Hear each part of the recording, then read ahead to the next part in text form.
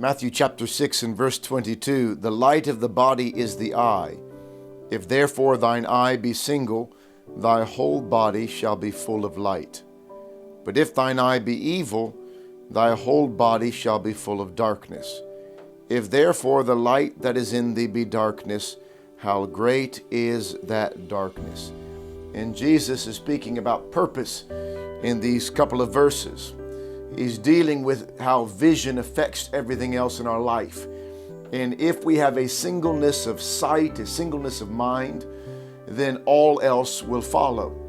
And if what we gaze upon and if what we view and have a vision of is light, if it be that which is good, then our whole life will be affected by that for good. I can't help but think of what David wrote in that 27th chapter of Psalm. One thing have I desired, and that will I seek after.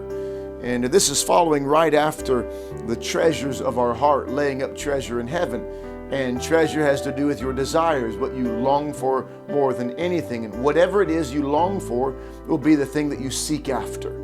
And we find ourselves seeking after things oftentimes of little worth or value simply because our desire is not what it ought to be.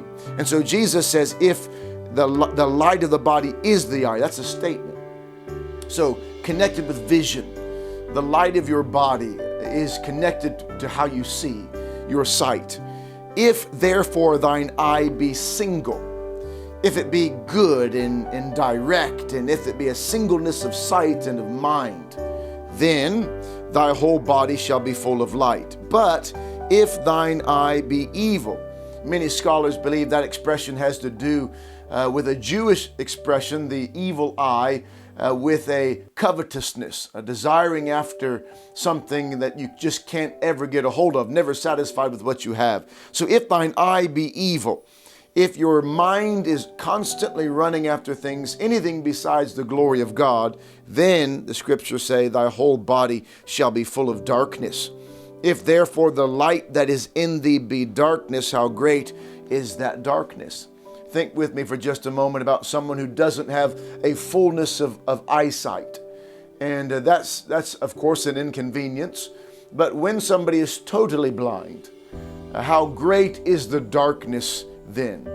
And so we imagine that spiritually speaking, if we are double-minded, or if we are constantly torn between different desires of our heart, then the darkness that is within us is great, terribly great. And the only remedy for a darkness within is a singleness of mind, a singleness of purpose, a singleness of drive. And so I wonder today, what is it that you're seeking after? What is it that you desire? What is it that you think of?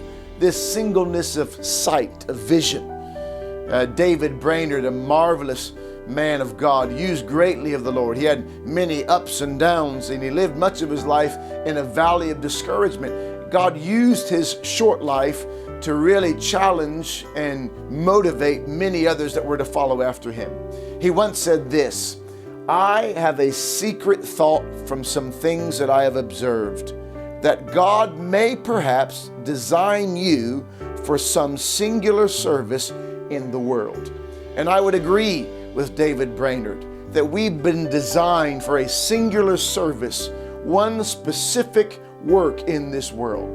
And I wonder today if you know what that is. Are you seeking after what it is that God has created you for?